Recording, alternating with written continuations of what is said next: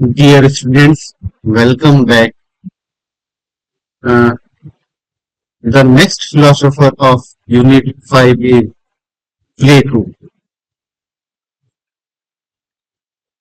Plato was a great philosopher as well as eminent educationist, politician, mathematician, and social reformer.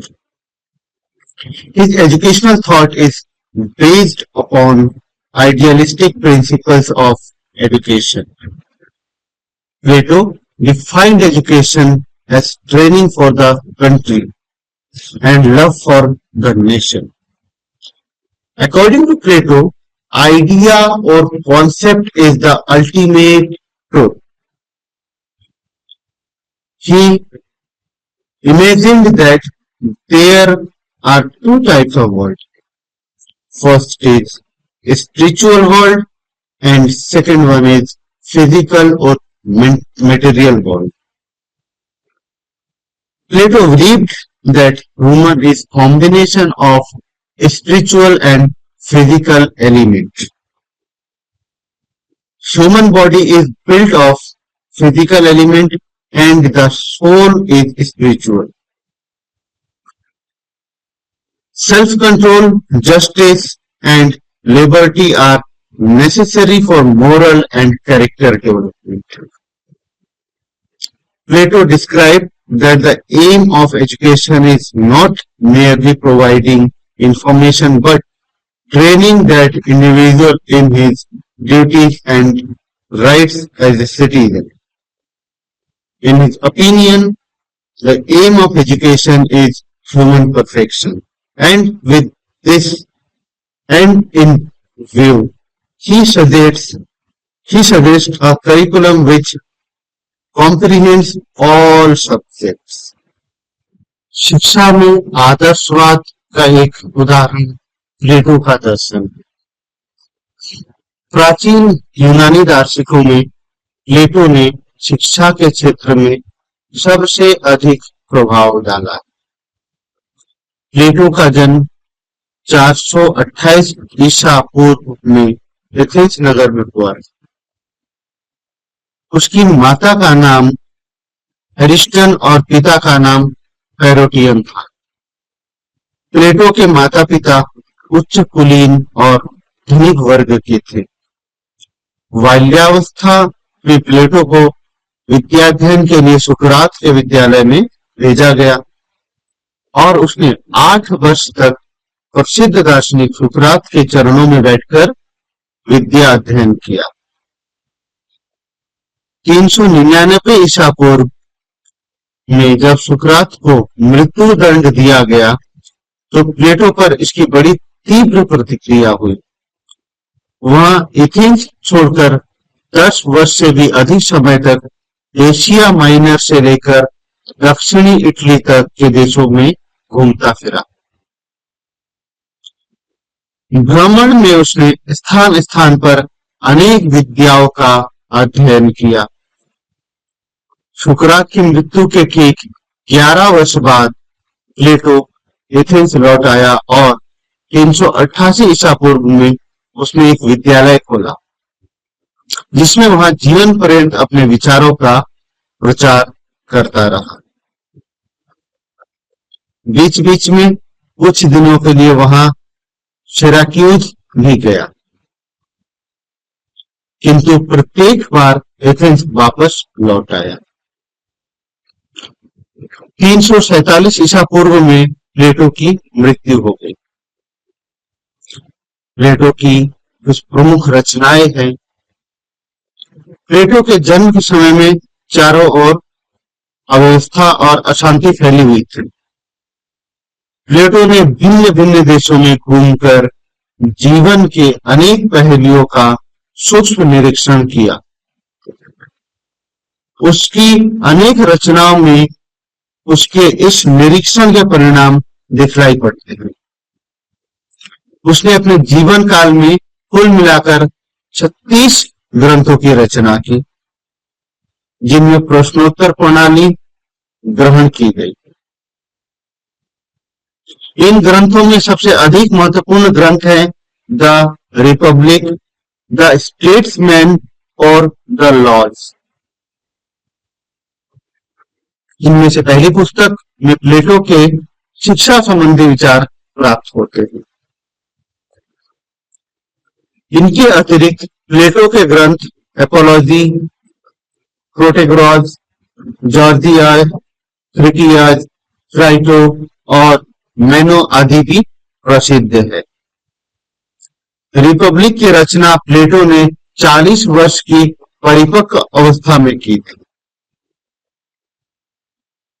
उसकी इस रचना का राजनीति, शिक्षा शास्त्र तथा सामाजिक विज्ञानों में महत्वपूर्ण स्थान है। यह यूनानी विद्वता का एक उत्कृष्ट उदाहरण है। इसमें ऐसे विचार उपस्थित किए गए हैं जिनमें से अधिकतर सब समय और सब कहीं माननीय है, यानी यूनिवर्सली एक्सेप्टेबल है।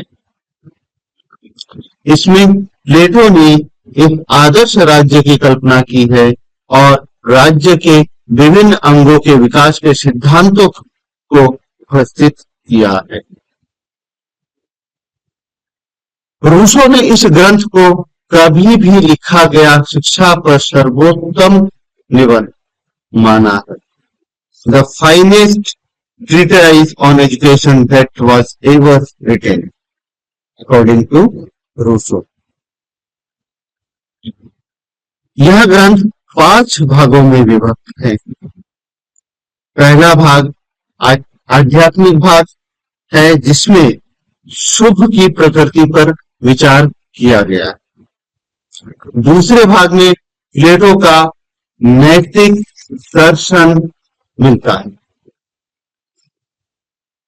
तीसरे भाग में शिक्षा के विभिन्न अंगों पर विचार किया गया।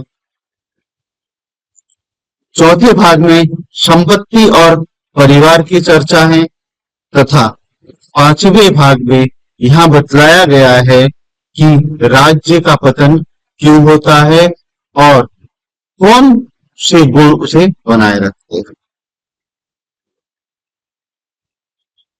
प्लेटो पर किसका प्रभाव पड़ा? प्लेटो पर प्रभाव, प्लेटो के विचारों पर मैगेरियन और पाइथागोरियन विचारों के अतिरिक्त सुकरात के विचारों का महत्वपूर्ण प्रभाव पड़ा था। मैगेरियन और पाइथागोरियन प्रभाव के कारण ही उसने अपनी शिक्षा व्यवस्था में दार्शनिक, राजा के लिए संगीत और गणित दोनों की शिक्षा आवश्यक बतलाई। सुकरात की मृत्यु से प्रभावित होकर प्लेटो ने जनतंत्रीय प्रणाली की आलोचना की। उसका ज्ञान और शुभ का विचार सुकरात के विचारों पर ही आधारित है। उसका जीवन दर्शन सुकरात का जीवन दर्शन है, किंतु सुकरात के जीवन दर्शन का पता प्लेटो की रचनाओं से ही लगता है। सुकरात ने स्वयं कुछ नहीं लिखा। जो कुछ हम उसके बारे में जानते हैं वह प्लेटो की रचनाओं से ही जानते। इस प्रकार से गुरु शिष्य का जीवन दर्शन एक ही था। अब प्लेटो का शिक्षा दर्शन, तो एथेंस की शिक्षा प्रणाली। प्लेटो से पहले यूनान में 2 प्रकार की शिक्षा प्रणाली प्रचलित थी। एक तो एथेंस की शिक्षा प्रणाली और दूसरे स्पार्टा की शिक्षा प्रणाली। एथेंस की शिक्षा प्रणाली पर राज्य का कोई नियंत्रण नहीं था और वहां व्यक्तिगत प्रयास पर निर्भर थी। उसमें संपूर्ण शिक्षा 3 भागों में विभाजित थी: प्राथमिक, माध्यमिक और सैनिक अथवा उच्च शिक्षा। प्राथमिक शिक्षा में केवल साधारण अक्षर ज्ञान और अंकगणित सम्मिलित था। वह शिक्षा 14 वर्ष की आयु तक पूरी होती थी। इसके बाद माध्यमिक शिक्षा का विधान था जिस पर धनिकों का विशेषाधिकार था। इसके बाद उच्च शिक्षा के रूप में सैनिक शिक्षा दी जाती थी। इस प्रकार सैनिक शिक्षा को सर्वोच्च स्थान दिया गया था। एथेंस की शिक्षा अत्यंत व्यवसाय थी, वह व्यापक थी और उसके परिणाम स्वरूप अच्छे नागरिकों का निर्माण होता था। उस पर राज्य का नियंत्रण नहीं था। अब बात करते हैं स्पार्टा की शिक्षा प्रणाली। स्पार्टा की शिक्षा प्रणाली एथेंस की शिक्षा व्यवस्था से बिल्कुल भिन्न थी। 7 वर्ष की आयु के बाद स्पार्टा में बालकों पर राज्य का अधिकार माना जाता था और वही उनकी शिक्षा दीक्षा की व्यवस्था करता था। संपूर्ण शिक्षा का आधार सैनिक प्रशिक्षण था। कलात्मक विधियों के अध्ययन पर कोई जोर नहीं दिया जाता था। एकमात्र कला युद्ध ही सिखाई जाती थी। सैनिक अनपढ़ हुआ करते थे। उनका दृष्टिकोण संकीर्ण और अनुदार होता था। उनके व्यक्तित्व का समुचित विकास नहीं हो पाता था, यद्यपि वे कुशल सैनिक होते थे। अब बात करते हैं दोनों के समन्वय की। प्लेटो ने इन दोनों प्रचलित प्रणालियों के गुण दोषों का सूक्ष्म अध्ययन किया और इनके विशेषताओं को लेकर एक नई शिक्षा प्रणाली उपस्थित की।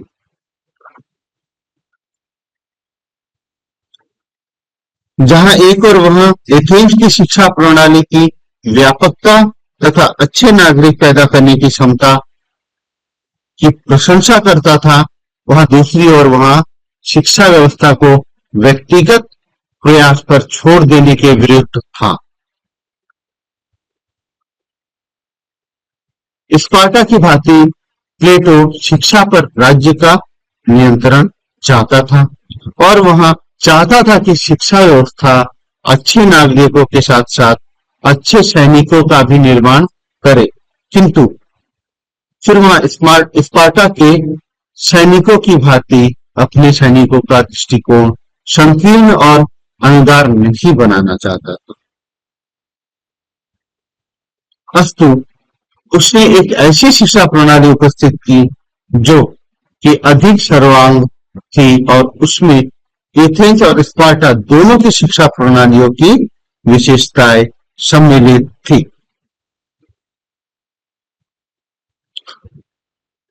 प्लेटो के अनुसार शिक्षा के उद्देश्य। प्लेटो के अनुसार मानव मस्तिष्क सदैव सक्रिय रहता है। मनुष्य अपने चारों ओर के परिवेश में जो कुछ देखता है उसी की ओर दौड़ता है। बालक की इसी शक्ति का लाभ उठाकर अध्यापक को उसे शिक्षा दी जानी चाहिए। उसे बालक के परिवेश की वस्तुओं पर ध्यान देना चाहिए।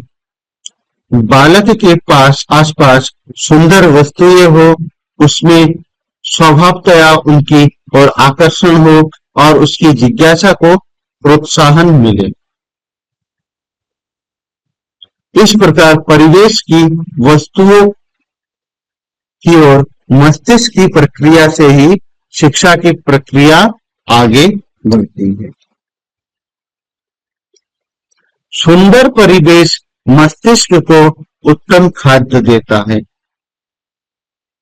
जिससे मस्तिष्क का विकास होता है। इसलिए बालक को बराबर सुंदर परिवेश में रखा जाना चाहिए। बाल्यावस्था में ही नहीं बल्कि जीवन भर मनुष्य को सुंदर परिवेश की आवश्यकता होती है, क्योंकि प्लेटो के अनुसार मनुष्य की शिक्षा आजीवन चलती रहती।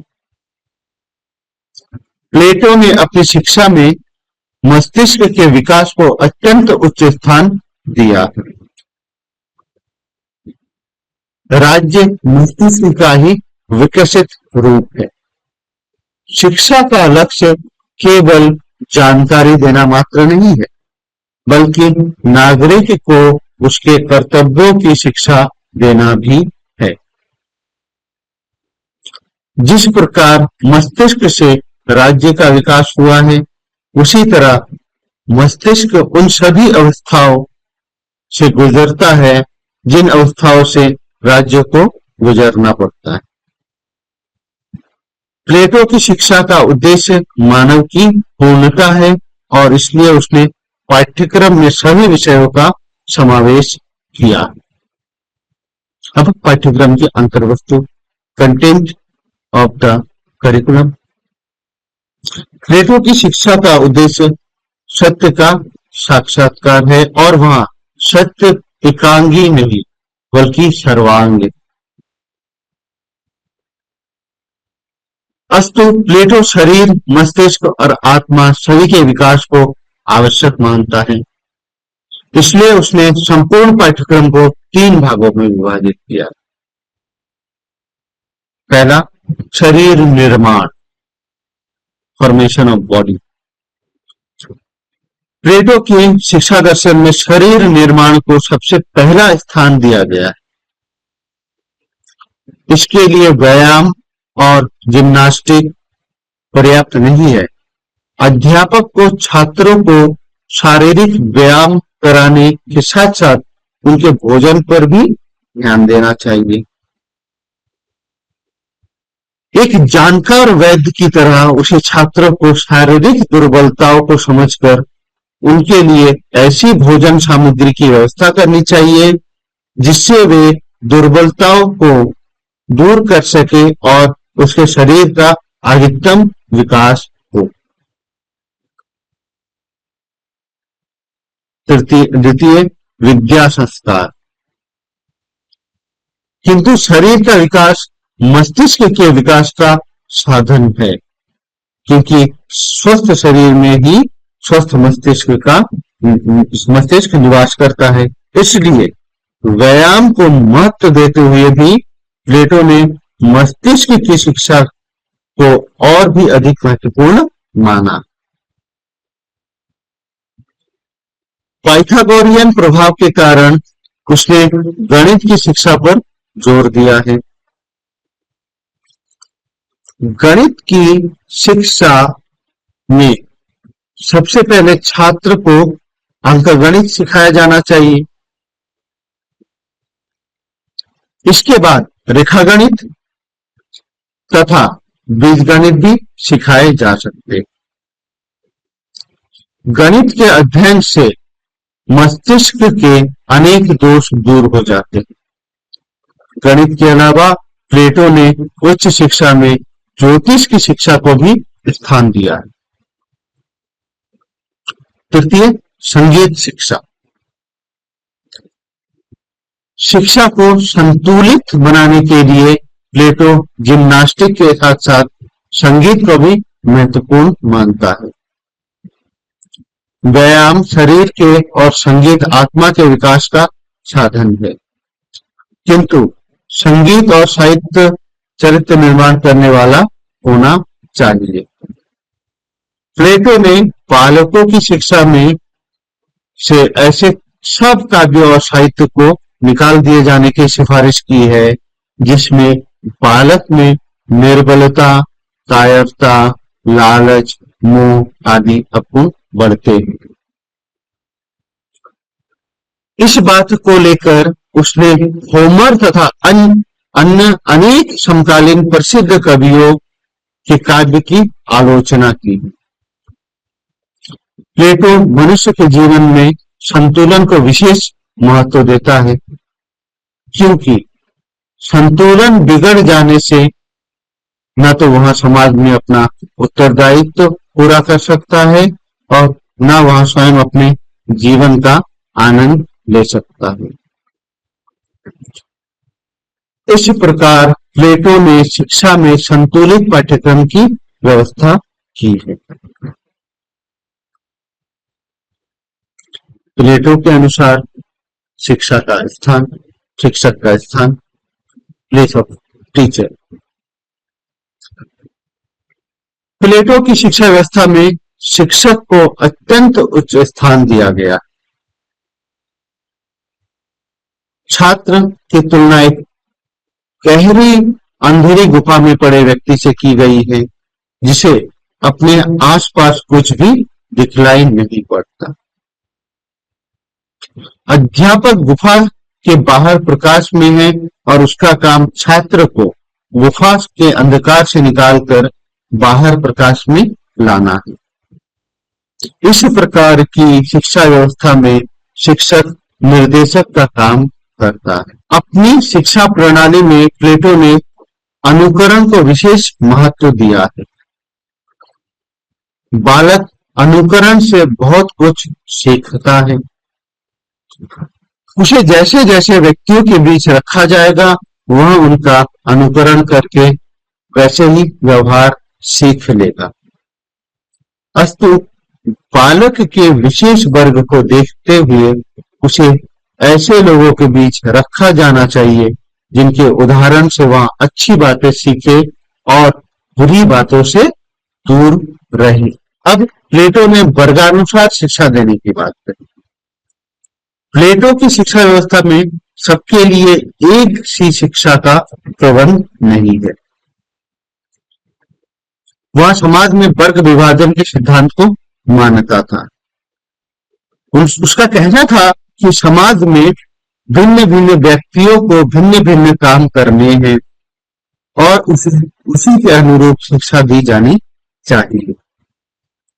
भिन्न भिन्न व्यक्ति भिन्न भिन्न धातुओं के बने, जो सोने के बने हैं उन्हें शासन करना चाहिए, जो चांदी के बने हैं उन्हें व्यवसाय और सुरक्षा आदि का काम करना चाहिए, जो लोहे और तांबे के बने हैं उनको किसानों और मजदूरों का काम करना चाहिए।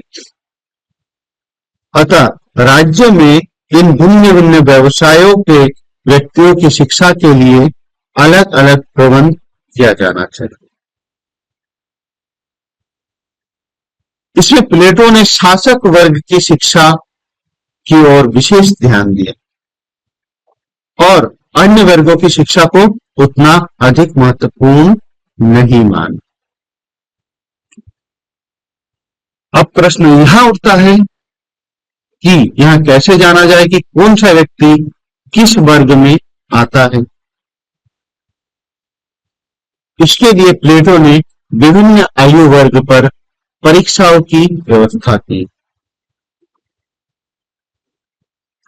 सबसे पहले 7 वर्ष की आयु से लेकर 20 वर्ष की आयु तक सबको प्रारंभिक शिक्षा दी जाएगी और इसके बाद एक परीक्षा होगी। इस परीक्षा में असफल होने वाले विद्यार्थी उत्पादक वर्ग में भेज दिए जाएंगे। परीक्षा में सफल होने वाले छात्र सैनिक वर्ग में भेजे जाएंगे, जिनको 10 वर्ष तक सैनिक शिक्षा दी जाएगी।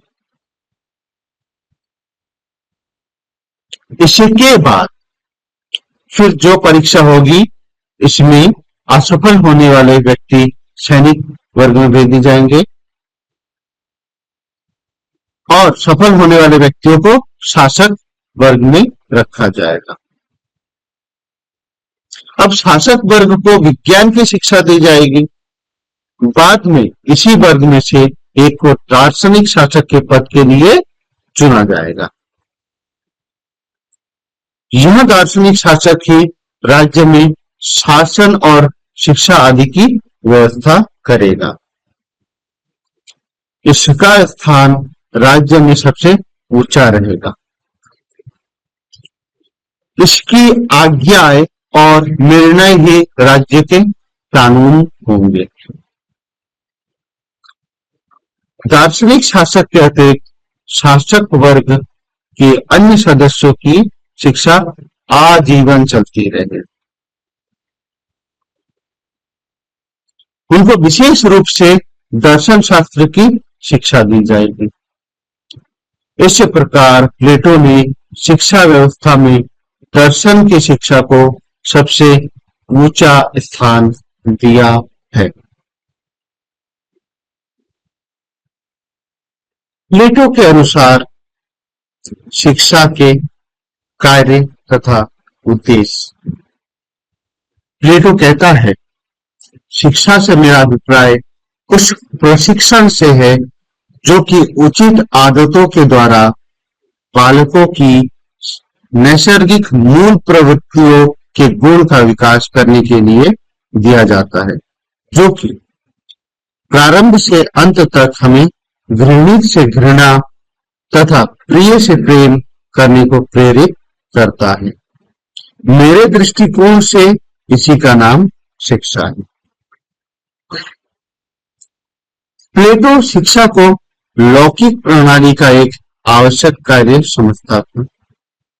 वह दो प्रकार के मन में विश्वास करता था, एक प्रयोग सिद्ध तथा दूसरा चेतन। प्रयोग सिद्ध मन तो अंश से प्रारंभ करके संपूर्ण की ओर बढ़ता है, जबकि चेतन मन संपूर्ण से प्रारंभ होकर अंश की ओर अग्रसर होता है। आदर्शवादी प्लेटो ने सदा साध्य को साधन से बड़ा और संपूर्ण को अंश से ऊपर माना है। राज्य की एकता की स्थापना करना है। प्लेटो के अनुसार सोफिस्ट के प्रभाव के कारण यूनानी युवक स्वभाव से अत्यंत व्यक्तिवादी हो गए थे और राज्य की सुरक्षा ही खतरे में पड़ गई थी। प्लेटो ने इस सामाजिक व्यवस्था का विरोध किया और राज्य की सार्वभौम सत्ता का समर्थन किया। वह व्यक्तिवाद का विनाश करना चाहता था। उसके अनुसार शिक्षा का प्रमुख उद्देश्य सहयोग तथा सहकारिता की भावना उत्पन्न करना, जिससे सामूहिक जीवन की स्थापना हो सके। राज्य के लिए प्रत्येक नागरिक को अपने वैयक्तिक हितों को बलिदान करना है। राज्य की सेवा के लिए व्यक्ति अपने को पूर्ण रूप से समर्पण कर दे। इस संबंध में प्लेटो ने स्पार्टा के सामाजिक संगठन के सिद्धांत को स्वीकार किया, किंतु वहां स्पार्टा के आदर्श से भी आगे बढ़ गया। उसने राज्य का एक ऐसा व्यक्तित्व माना है जिसमें शरीर व मन के सभी अंगों का समावेश है। दूसरा, नागरिक क्षमता का विकास करना है। नागरिक क्षमता को प्लेटो महान गुण समझता था। इस गुण का विकास युवकों में आत्म निग्रह, साहस तथा सैनिक गुण की भावनाओं के आधार पर हो सकता था। तीसरा, विवेक का विकास करना। इसमें व्यक्ति वहां भौतिक इच्छाओं का दास नहीं होता। चौथा, सत्यम शिवम सुंदरम की भावना के प्रति प्रेम उत्पन्न करना। जन्म के समय बालक इच्छाओं का एक प्राणी होता है, अतः उसे इन इच्छाओं से ऊपर उठने तथा यथार्थ से ऊपर आदर्श से प्रेम करने की शिक्षा मिलनी चाहिए। व्यक्तित्व में साम्य का विकास करना। शरीर तथा मन, आदतों तथा विवेक का जीवन, व्यक्तिक हित तथा राज्य हित, इन सभी में साम्य स्थापित करने की आवश्यकता है। शिक्षा का यह प्रयास होना चाहिए कि व्यक्ति अपने यहाँ सामने स्थापित कर सके। अगला, ऐसे नागरिक उत्पन्न करना है जो आत्मशासन करने की क्षमता रखते हो। प्लेटो का कथन है कि यदि हमारे नागरिक शिक्षित हैं और बड़े होकर बुद्धिमान बन जाते हैं तो उन्हें अपना पथ स्पष्ट दिखाई देगा और वे सभी महत्वपूर्ण बातों जैसे विवाह, स्त्रियों का रखना तथा बच्चों को उत्पन्न करना इत्यादि भली भांति सीख जाएंगे। राजकीय कठोर शासन तथा अनेक कानूनों का स्थान शिक्षा को ग्रहण करना चाहिए। अगला, बालकों को समता से रहना सिखलाना। सच्ची शिक्षा सभ्य बनाने, नागरिकों को सभ्य बनाने तथा उनके पारस्परिक संबंधों में एक दूसरे को तथा उनके अधीन जो भी व्यक्ति है उनको मानवीय बनाने की अधिकतम प्रवृत्ति रखती है। प्लेटो विद्यालय को साम्य तथा सामाजिक ऐक्य स्थापित कराने का सबसे बड़ा साधन बनाना चाहता था।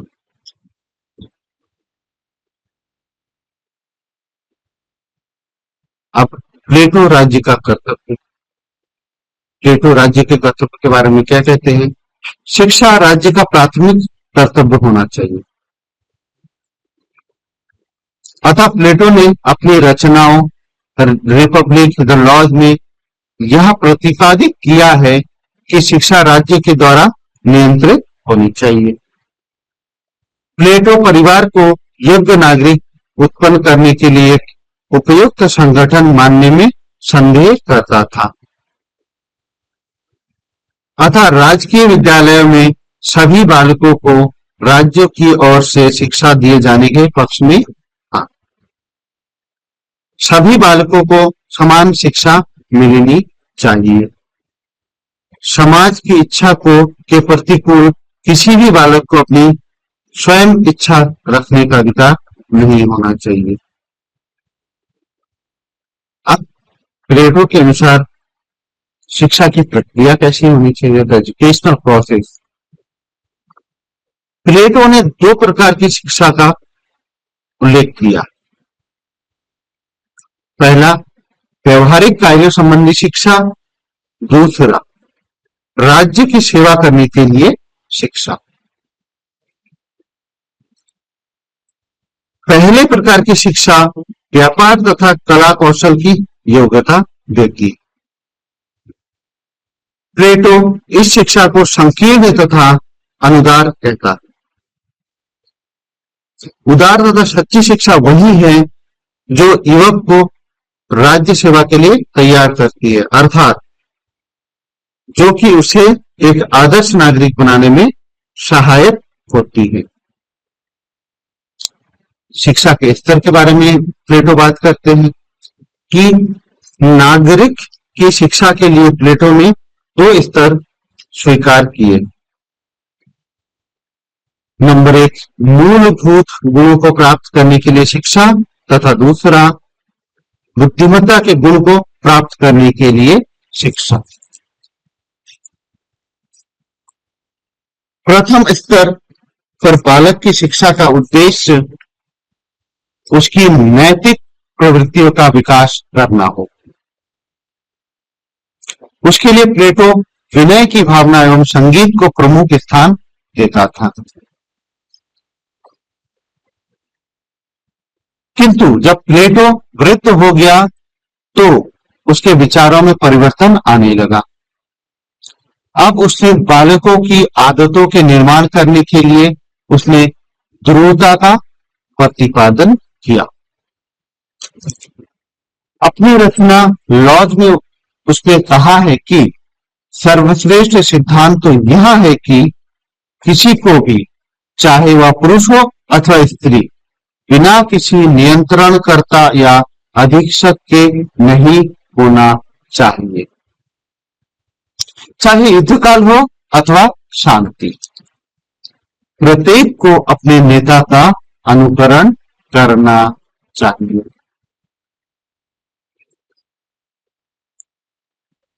प्लेटो का मत था कि मनुष्य बुद्धिमत्ता का आश्रय लेकर उच्च गुणों का अर्जन कर सकता है।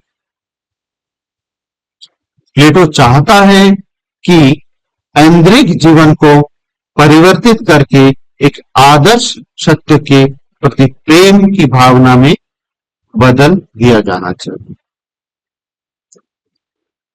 आत्मा को निम्न स्थिति से उठाकर उच्च स्थिति में रखना चाहिए। प्लेटो के शब्दों में यह पद्धति इतनी सरल नहीं है जितना एक भोंग की सीप पलट देना। यह आत्मा के परिवर्तन का प्रश्न है जो कि अंधकार से प्रकाश की ओर जाती है और इस प्रकार अपने अस्तित्व के सच्चे प्रकाश को पाती है, अर्थात नीचे से ऊपर की ओर उत्थान होना ही सच्चा दर्शन है। प्लेटो का कथन है कि अंकगणित के अध्ययन से यह परिवर्तन संभव।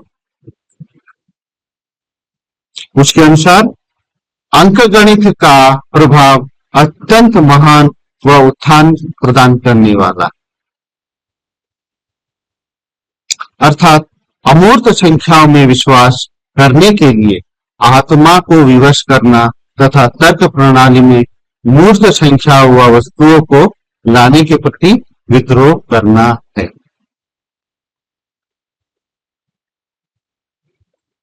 नेक्स्ट, प्लेटो अनिवार्य प्रशिक्षण कंपल्सरी ट्रेनिंग की बात करते हैं। प्लेटो के अनुसार उन सभी लड़के व लड़कियों को अनिवार्य शिक्षा या अनिवार्य प्रशिक्षण प्रदान करना चाहिए जो नागरिक बनने वाले हैं।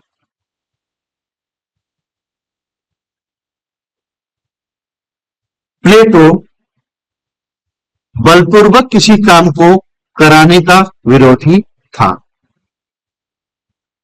क्योंकि वहां कार्य दुखदायी होता है। शारीरिक व्यायाम के लिए अनिवार्यता का सिद्धांत हानिकारक नहीं है, किंतु अनिवार्य रूप से पढ़ने के लिए विवश करने से मस्तिष्क की स्वस्थ अभिवृद्धि में बाधा पड़ती। प्लेटो के अनुसार एक स्वतंत्र नागरिक को शिक्षा प्राप्त करने के लिए किसी प्रकार से दास नहीं बनना चाहिए। यदि शारीरिक व्यायाम को अनिवार्य कर दिया जाए तो वहां किसी प्रकार की शारीरिक हानि नहीं करता, किंतु जो ज्ञान बलपूर्वक प्राप्त किया जाता है वह मस्तिष्क में स्थायी नहीं हो पाता। अतः अनिवार्यता का प्रयोग करना नहीं चाहिए। प्राथमिक शिक्षा को एक प्रकार का मनोरंजन बनाना चाहिए। अच्छा होगा यदि बालक की नैसर्गिक रुचियों को शिक्षक समझ सके, किंतु प्लेटो केवल छोटे बालकों के लिए ही अनिवार्यता के विरुद्ध था। बड़े बालकों के लिए वहां अनुशासन के सिद्धांत में विश्वास रखता था। जो लोग राज्य का संचालन करने जा रहे हैं उनके लिए अनिवार्य बौद्धिक शिक्षा आवश्यक है। अब प्लेटो बात करते हैं कि सारूप्यता आवश्यक है, यूनिफॉर्मिटी इज नेसेसरी। प्लेटो सारूप्यता में विश्वास करता था। उसके अनुसार यही एक ऐसी वस्तु है जो कि उस सहकारिता की भावना को उत्पन्न कर सकती है जिसका होना राज्य कल्याण के लिए अत्यंत आवश्यक है। अतः विचार एवं कार्य में प्लेटो कठोर शासन का मानने वाला है। वह कहता है कि विधायक को तो केवल यह सोचना तथा जानना है कि कौन सा सिद्धांत सार्वजनिक हित में है और इसके उपरांत संपूर्ण समाज से उसी सिद्धांत का अनुसरण कराना है।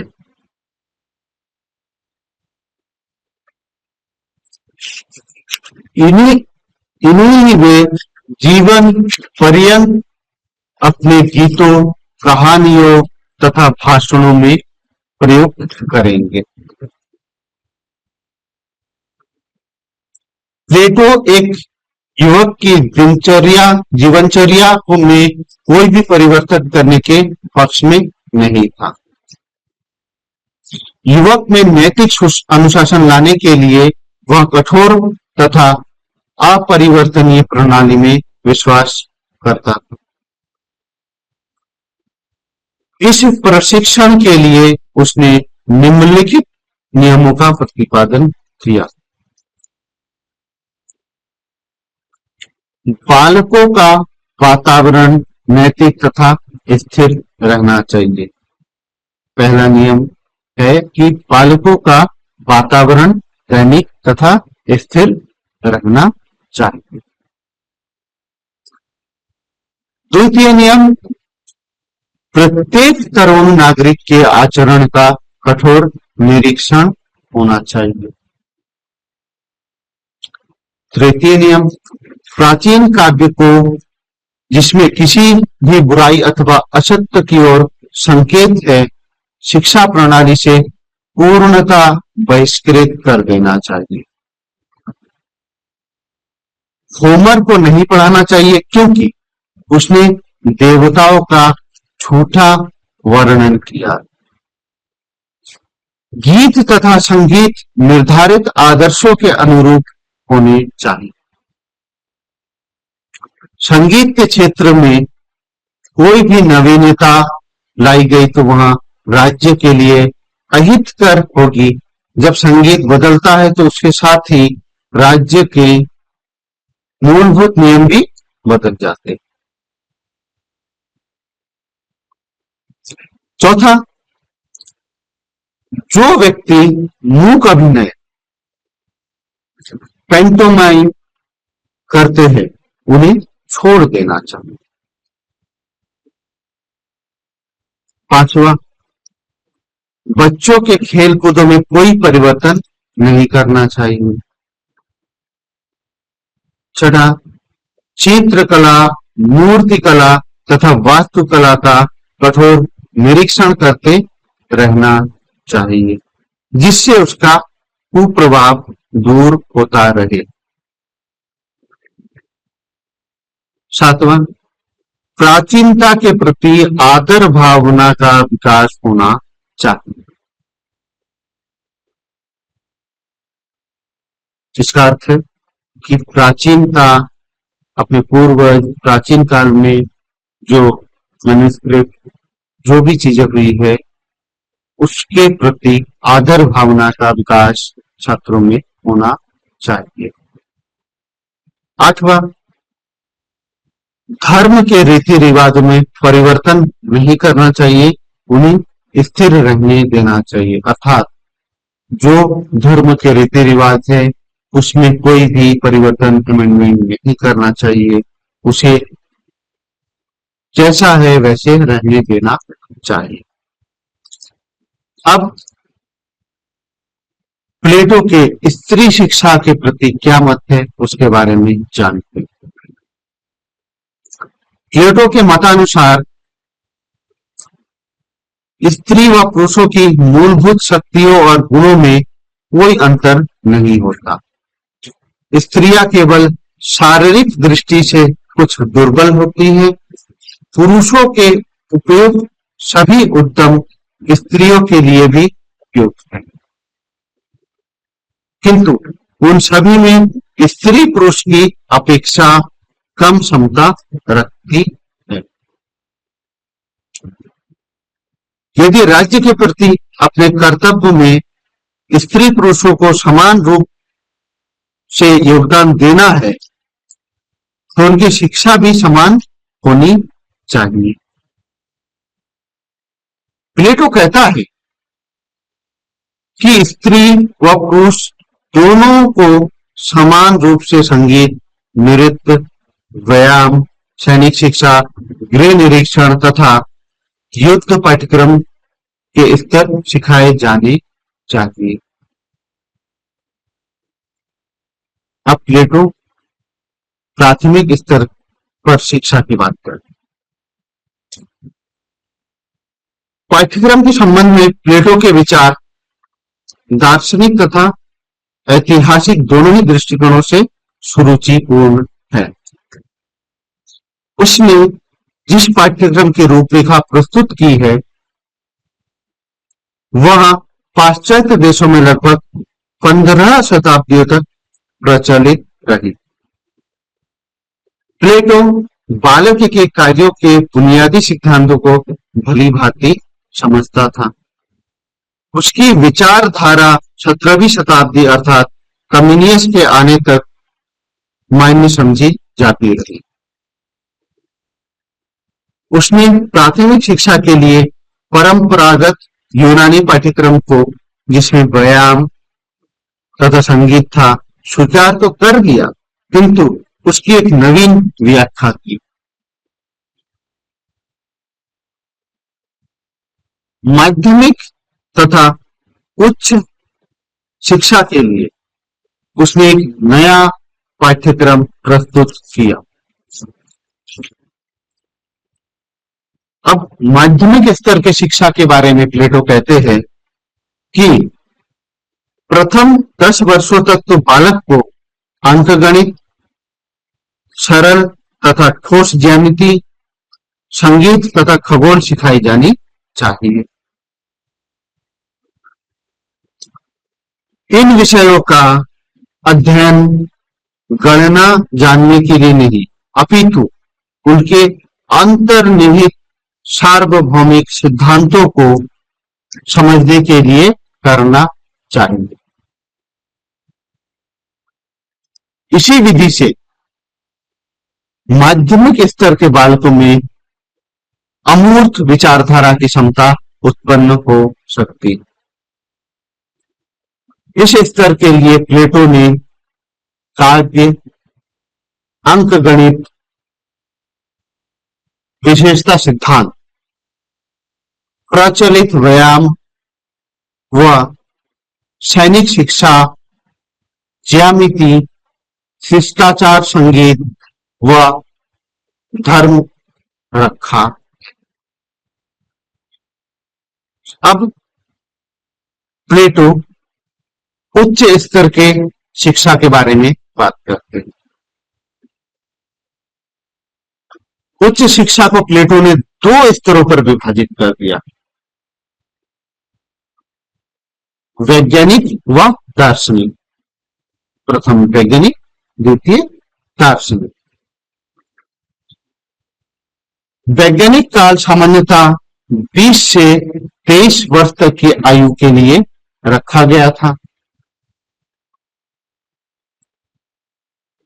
इस काल में अंकगणित, ज्यामिति, संगीत तथा खगोल पर अधिक ध्यान दिया जाता था। इसके उपरांत 5 वर्ष तर्कशास्त्र के अध्ययन में लगाने चाहिए। अब प्लेटो के अनुसार अनुशासन, डिसिप्लिन कैसा होना चाहिए। अनुशासन के संबंध में भी प्लेटो ने नवीन सिद्धांतों का प्रतिपादन किया था। वह प्रत्येक स्तर पर उपयुक्त सभी विषयों का उदार प्रयोग न करके एक अनुशासित प्रयोग करना चाहता है। वह मानता है कि गणित का अध्ययन कर बालक को अधिक कुशाग्र बुद्धि, अधिक फुर्तीला तथा अधिक स्मरण शक्ति वाला बना देगा। इसके अनुसार जो बालक स्वभाव से आलसी व सुस्त है, अंकगणित उसे जगा देगा और उसे अध्ययन के प्रति जागरूक कर देगा। अंकगणित का महत्व उसके द्वारा प्रदान की गई शक्ति में है और यह शक्ति एक बार प्राप्त होने पर अन्य क्षेत्रों में भी प्रयोग की जा सकती है। शिक्षा का प्रशासन, administration of education according to Plato. Plato शिक्षा के प्रशासन संबंधी सभी मामलों को एक निरीक्षक के अंतर्गत रखना चाहता है, जिसे कि राज्य भर के योग्यतम नागरिकों में से न्यायाधीशों ने चुना हो। यह निरीक्षक कम से कम 50 वर्ष से ऊपर की आयु का होना चाहिए।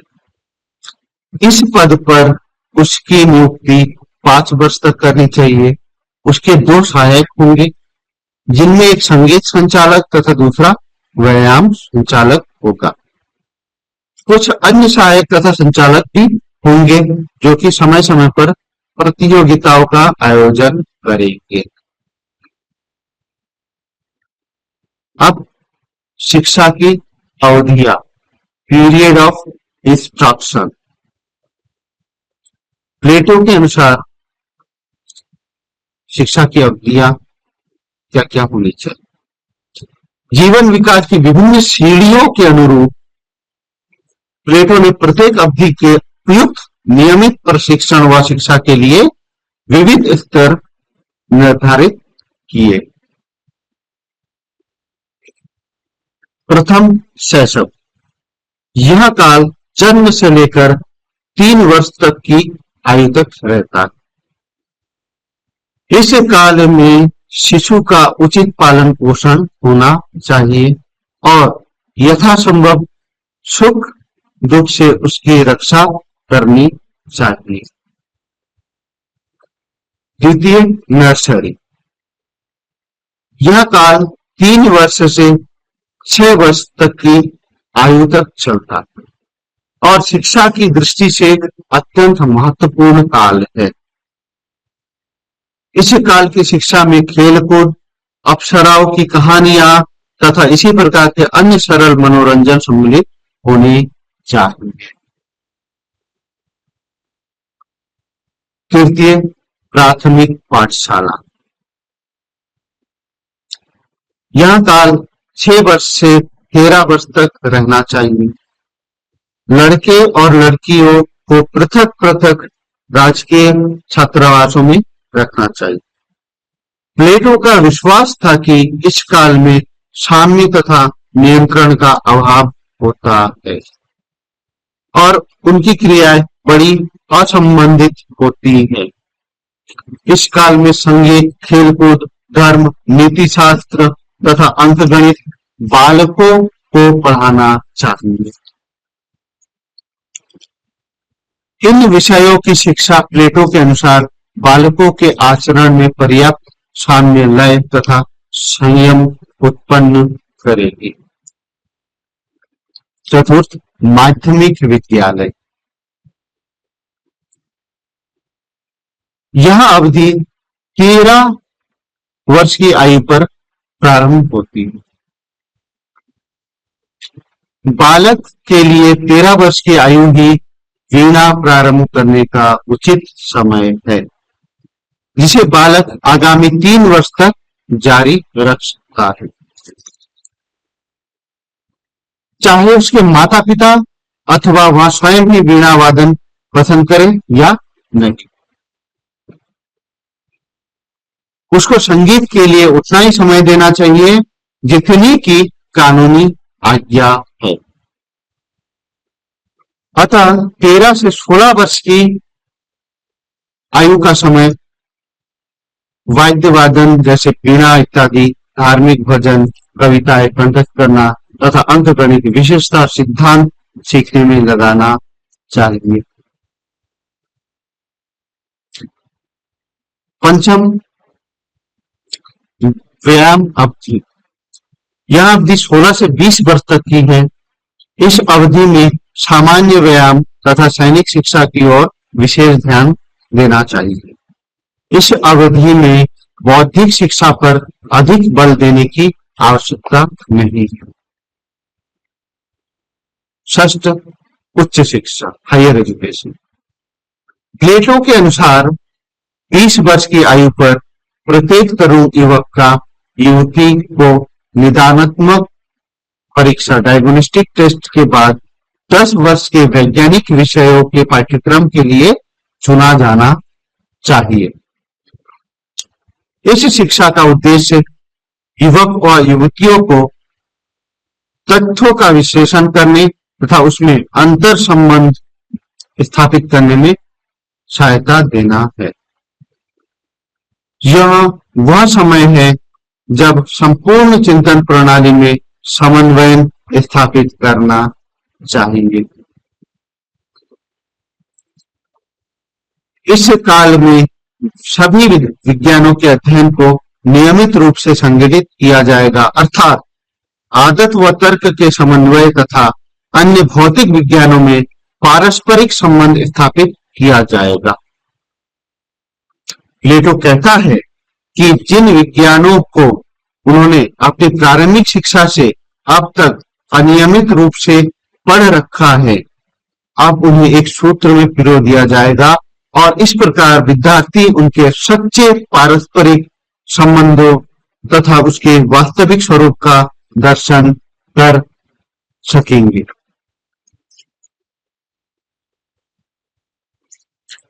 सप्तम, अधिकारियों का प्रशिक्षण। प्लेटो ने उन अधिकारियों के लिए भी शिक्षा की व्यवस्था की है जिन्हें राज्य में उत्तरदायित्वपूर्ण पदों पर कार्य करना है।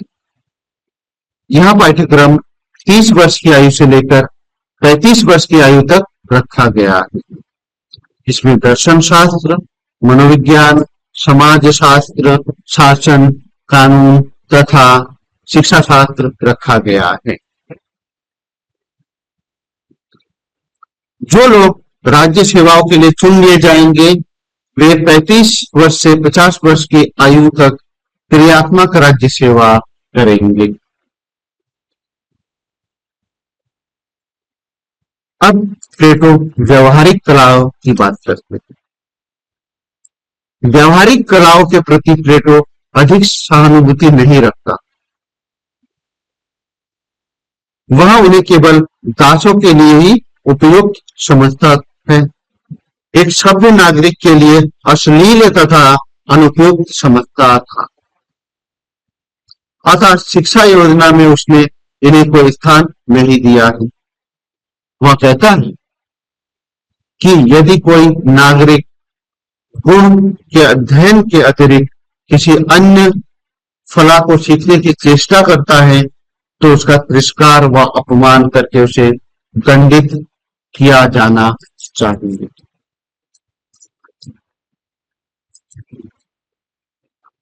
प्लेटो के अनुसार दासों को शिक्षा नहीं दी जानी चाहिए। प्लेटो दासों को कोई भी शिक्षा दी जाने के विरुद्ध था।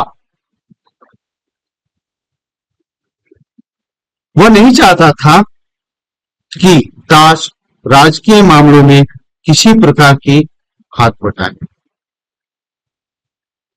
उन्हें तो परंपरागत पारिवारिक जीवन व्यतीत करना है। दास लड़के को अपने पिता का उद्यम अपनाना चाहिए। दासी लड़की को घर के काम काज में स्त्रियों की सहायता करनी चाहिए। उन्हें केवल अनुकरण से सीखना है, क्योंकि उनकी शिक्षा में केवल आदत निर्माण के और कुछ नहीं होना चाहिए। अब प्लेटो के दर्शन के मूल्यांकन की बात करें। पुरुषों ने ठीक लिखा था कि प्लेटो का ग्रंथ रिपब्लिक शिक्षा पर लिखा गया सर्वोत्तम निबंध है। फिर भी प्लेटो की उपरोक्त शिक्षा प्रणाली में अनेक दोष दिखलाई पड़ते हैं, जिनमें से कुछ इस प्रकार हैं। प्रथम, उत्पादक वर्ग में शिक्षा की कमी। किसी भी समाज में मुख्य वर्ग उत्पादक वर्ग होता। प्लेटो की शिक्षा व्यवस्था में उत्पादक वर्ग को प्रारंभिक शिक्षा के अलावा अन्य कोई ज्ञान देने की व्यवस्था नहीं की गई, जिससे ऐसा मालूम होता है मानो शिक्षा की सारी व्यवस्था शासकों और सैनिक वर्ग के लिए ही हो तथा उत्पादक वर्ग के लिए उसकी कोई आवश्यकता न हो। प्लेटो का कहना था कि उत्पादक वर्ग को प्रारंभिक शिक्षा से अधिक शिक्षा देने की आवश्यकता नहीं है। द्वितीय, विविधता का अभाव। प्लेटो की शिक्षा व्यवस्था में व्यक्तिगत विभिन्नताओं की ओर कोई ध्यान नहीं दिया गया। विशिष्ट वर्ग के सभी लोगों के लिए एक सी शिक्षा व्यवस्था और एक सा पाठ्यक्रम निर्धारित किया गया है, जिससे एक ही प्रकार के नागरिकों का निर्माण हो सकता है। ऐसा होने से राज्य में विविधता नहीं रहती, जिससे प्रगति अवरुद्ध होती है। तृतीय, दर्शन पर अधिक जोर। कुछ लोगों का ऐसा विचार है कि प्लेटो की शिक्षा व्यवस्था में दर्शन पर आवश्यकता से अधिक जोर दिया गया, जिसके परिणाम स्वरूप दार्शनिक ही अधिक निकलेंगे और ऐसे व्यक्ति पैदा नहीं हो सकेंगे जो कर्मवीर हो। किंतु यदि ध्यान से देखा जाए तो प्लेटो ने आरंभ से ही मस्तिष्क और शरीर दोनों के विकास पर ध्यान रखा है। उसका दर्शन इन दोनों में अभूतपूर्व समन्वय रखता है। चतुर्थ, साहित्य शिक्षा की अवहेलना। प्लेटो द्वारा निर्धारित पाठ्यक्रम में गणित को अधिक और साहित्य को कम महत्व दिया गया है, जो कि अनुचित है।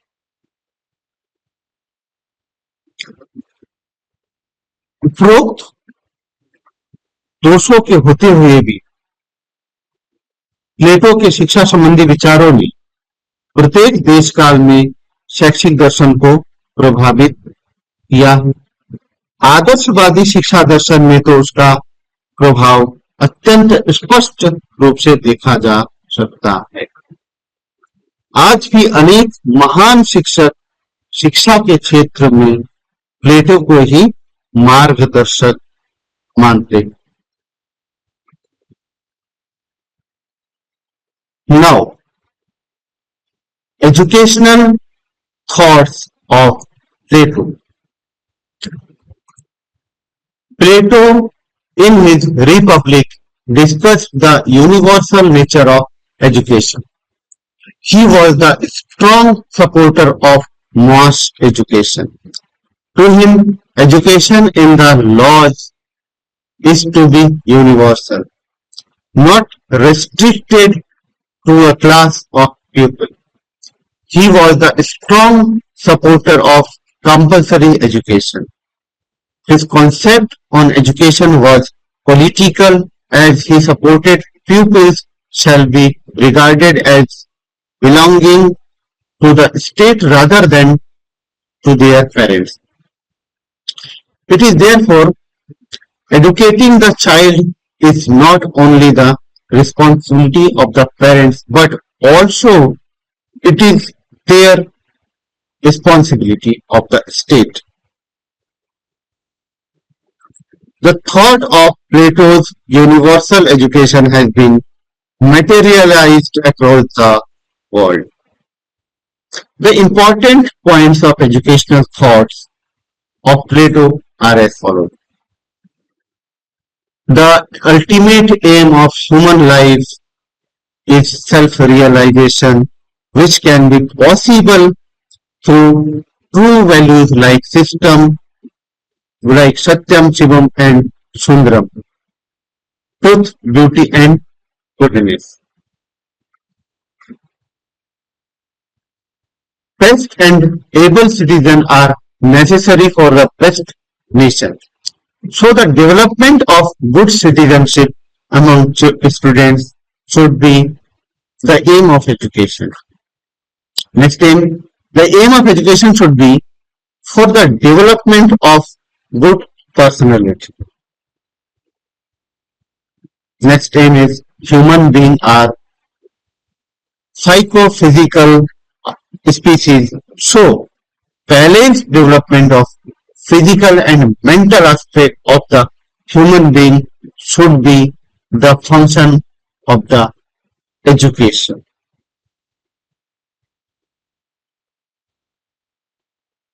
Now,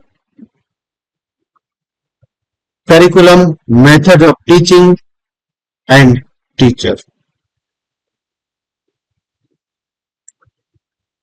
Plato accepted education as lifelong process. That is why he suggested comprehensive planning and structure of curriculum. He advocated that language, history, logic and mathematics, geography and science are necessary for the intellectual development of the child.